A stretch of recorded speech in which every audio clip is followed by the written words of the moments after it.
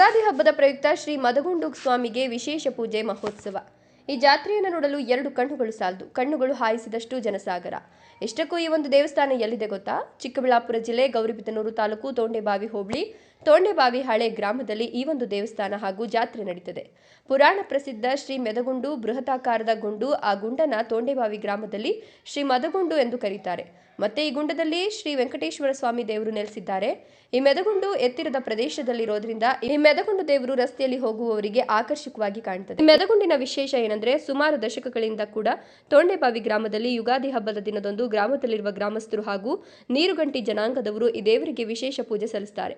ನೀರುಗಂಟಿ ಜನಾಂಗದವರು ಪ್ರತಿ ವರ್ಷ ಒಬ್ಬರ ಮನೆಯಲ್ಲಿ ಮೇಲ್ದೀಪ ಎಂದು ದೀಪ ಮಾಡಿ ಊರಿನ ಪ್ರಮುಖ ಬೀದಿಗಳಲ್ಲಿ ದೀಪವನ್ನು ಮೆರವಣಿಗೆ ಮಾಡಿ ಈ ಮೆದಗುಂಡು ದೇವಸ್ಥಾನಕ್ಕೆ ದೀಪವನ್ನು ತೆಗೆದುಕೊಂಡು ಹೋಗಿ ದೇವರಿಗೆ 3 ಸುತ್ತು ದೀಪವನ್ನು ಸುತ್ತಾಡಿಸಿ ಮತ್ತೆ ಗ್ರಾಮದ ಎಲ್ಲಾ ಜನರು ಆ ಗುಂಡಿನ ಮೇಲೆ ಏರುವ ಏಣಿಯ ಮೇಲೆ ಕುಳಿತುಕೊಂಡು ದೀಪವನ್ನು ಒಬ್ಬರಿಂದ ಮತ್ತೊಬ್ಬರಿಗೆ ಹಸ್ತಾಂತರ ಮಾಡುವ ಮೂಲಕ ಆ ದೀಪವನ್ನು ಗುಂಡಿನ ಮೇಲೆ ತೆಗೆದುಕೊಂಡು ಹೋಗಿ ದೀಪವನ್ನು ಗುಡ್ಡದ ಮೇಲಿಟ್ಟು ಈ ದೀಪಕ್ಕೆ ವಿಶೇಷ ಪೂಜೆ ಪುರಸ್ಕಾರ ಮಾಡಿ ದೀಪವನ್ನು ಹಚ್ಚುತ್ತಾರೆ.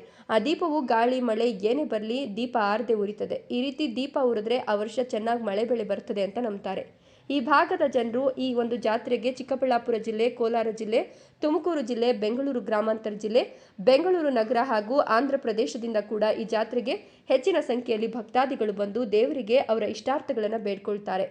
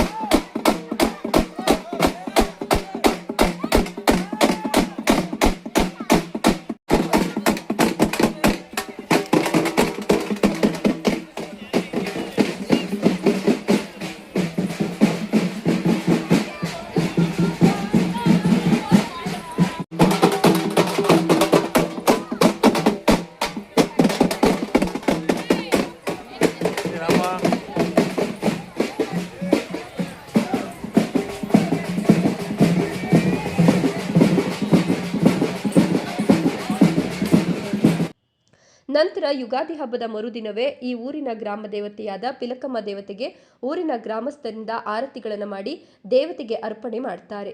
ವಿಶೇಷ ವರದಿ ಟಿವಿ ಮಂಜುನಾಥ್, ತೋಂಡೆಬಾವಿ.